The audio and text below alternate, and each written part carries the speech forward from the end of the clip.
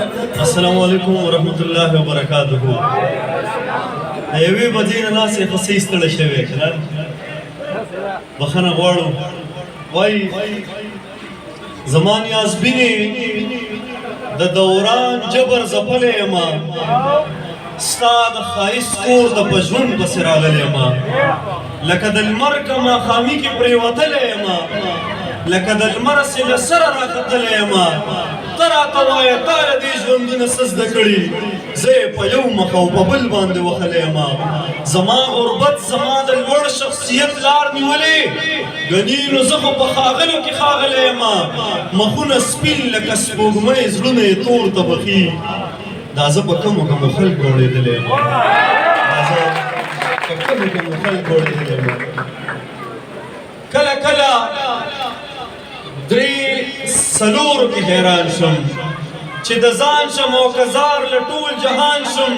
یا په ما باندې تاوان شو ښه سمه یا به زه بیخي په تا باندې تاوان شم ځان به ستا په در کې دومره در په در کړم ته به نه غواړې او زه به د جانان شم زه د سل وارې له سره ژوند شروع کړم بیا د سل وارې په تا باندې قربان شم د امن مشاعره ده مناسب راته نه ښکاري چې داسې رومانټیک شعرونه به ووایم خو زه خیر داسې خو ډېر دي چې د ژوند نه اساسي وباسي داسې څوک شته چې د ذهنونو نه تیارې وباسي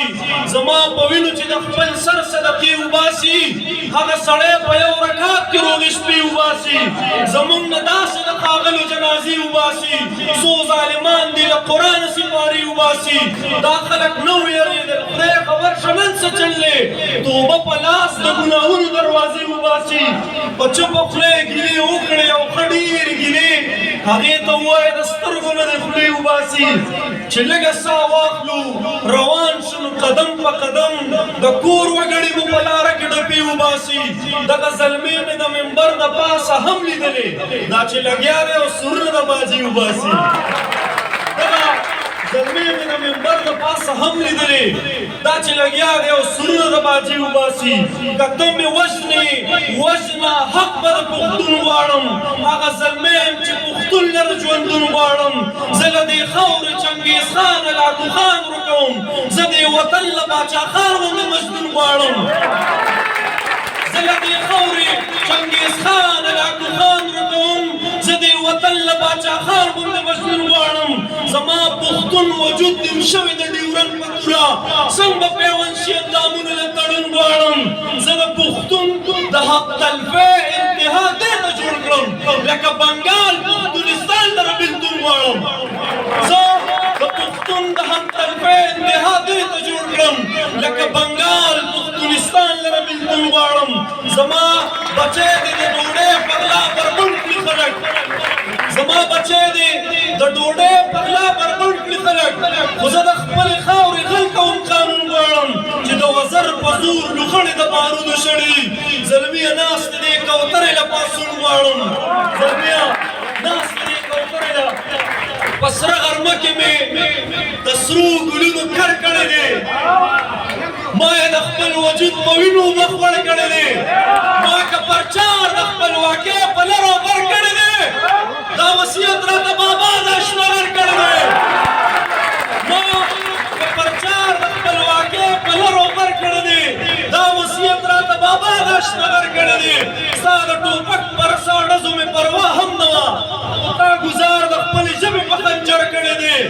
هغو ته ووایه چې خپلې روژې بیا ونیسي چا چې زموږ په جدایۍ باندې اختر کړی دی هغو ته ووایه چې خپلې روژې بیا ونیسي چا چې زموږ په جدایۍ باندې اختر کړی دی او ما که جواب ستا د هر لفظ په زیر و زور کړی دی خو تا هم سوال بیخي د عقل نه بهر کړی دی خو تا هم سوال